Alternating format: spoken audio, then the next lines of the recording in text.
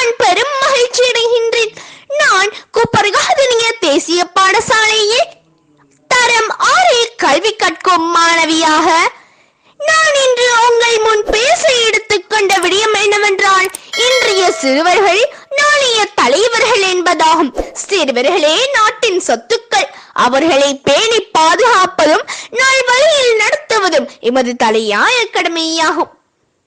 சிறுவர்களை பாதுகாக்கும் போதுதான் நாட்டின் எதிர்காலம் சிறப்பு பெறும் என்பதில் ஐயமில்லை. இதனால் தான் இன்றைய சிறுவர்கள் நாளைய தலைவர்கள் என்கின்றோம். சிறுவர்களை மகிழ்விக்கும் நோக்குடன், அவர்களின் உரிமைகளை உறுதிப்படுத்தும் நோக்குடன் சிறுவர்களுக்கு ஒரு தினமாக அக்டோபர் 1 சிறுவர் தினம் கொண்டாடப்படுகிறது.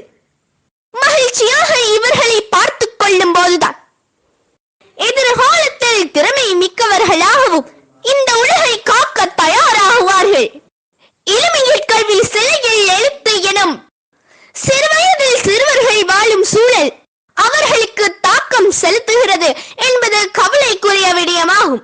எதிர்கால தூண்களாக விளங்கும் சிறுவர்களை சிறந்த வகையில் பேணி பாதுகாப்பது மற்றவர்களிடம் பெற்றவர்களினதும் கடமையாகும் என்பதை நாம் உணர்ந்து கொள்ள வேண்டும். உலகில் சிறந்த நாடுகள் அனைத்தும் அவர்களின் பெருமையை நன்கு உணர்ந்ததால் தான் அவர்களின் பாதுகாப்பிலும் அவர்களுக்கு கிடைக்கும் வாய்ப்பிலும் அதிகம் கவனம் செலுத்துகிறது. உச்சத்து நிறைந்த உணவு, தரமான கல்வி, மகிழ்ச்சியான சூழல்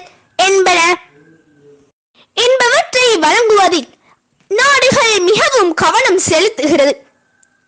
எதிர்காலத்தில் நாட்டை ஆளப்போகின்ற தலைவர்கள் இன்றைய சிறுவர்களே உள்ளனர். சிறுவர்களுக்கான வன்முறைகள் பின்வருமாறு நோக்குவோம். சிறுவர்களை புறக்கணித்தல், சிறுவர் உழைப்பு, யுத்தத்தினால் பாதிக்கப்படுதல். எனவே சிறுவர்களின் உரிமையை பாதுகாப்ப